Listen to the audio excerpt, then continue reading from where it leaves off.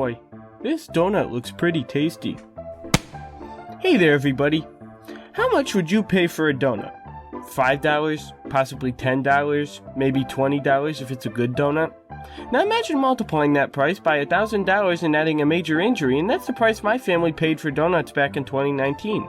Now, as a guy who tries not to spend a lot of money and wouldn't pay more than $15 for a donut, you may be wondering how this is possible for me to spend that much on donuts.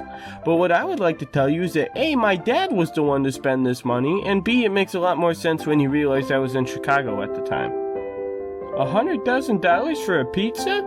So this event took place on Easter in 2019 in Chicago, and my family had just finished church.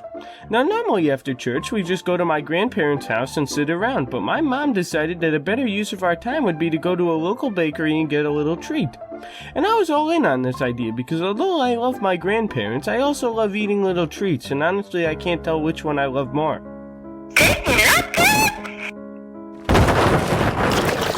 Now this church was in an area with a lot of Eastern European cuisine that my stomach of Eastern European descent is not happy digesting, but one bakery in the area sold Eastern European jelly donuts, which is what we were planning on getting because it was the only thing that wouldn't send me to the bathroom for the next 6 hours. Can you hurry up in there? Anyway, we got to the bakery and paid for our donuts. And you know how much they cost? Around $10 for 4 donuts, which is pretty cheap for any donut, good or bad. Boy, I can't believe we're getting good donuts for $10. At least that's what I thought for a split second as we were walking to my grandparents' house, but I couldn't finish my thought because in front of me was my mom tripping on a sidewalk crack. Now originally I didn't think anything of this tripping because I trip over stuff at least 6 times a day and I'm completely fine. But after about 10 seconds I realized that this was not just a silly little goof and my mom was quite possibly in a lot of pain. After talking to my mom, my dad called my aunt and told her that my mom had to go to the hospital, which seemed like overkill to me, but at the time I was just a 5th grader who wanted a donut, so what did I know? I'm sorry. Anyway, I went to my grandparents' house to sit around, and eventually my mom came home from the hospital, and it turned out that it wasn't just a silly little sprain, and that the high heels my mom was wearing compressed her foot down so much that when she tripped, her ankle broke in 4 different places, and it was going to cost at least $30,000.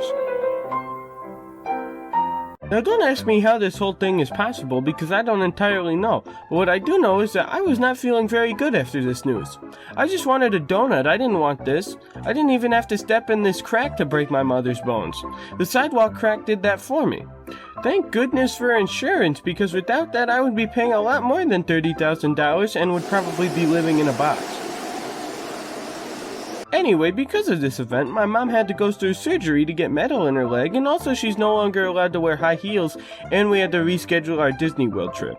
And honestly, I'm not even mad at my mom for breaking her ankle on a sidewalk crack. In fact, I'm more mad at my dad because he had the opportunity to sue at least 2 different parties and get us more than $30,000 back, but he didn't do it. A lawsuit against the shoe company that made my mom's shoes would have been enough to completely pay off our house. That partnered with a lawsuit against the city of Chicago for their dodgy concrete work, and I could be sitting in 10 acres of land bordering Lake Superior drinking pop and fishing. Man, I really am glad my mom broke her ankle. Anyway, the moral of this story is that if you get the chance, you should sue the city of Chicago and also be careful around sidewalk cracks. Thanks for watching.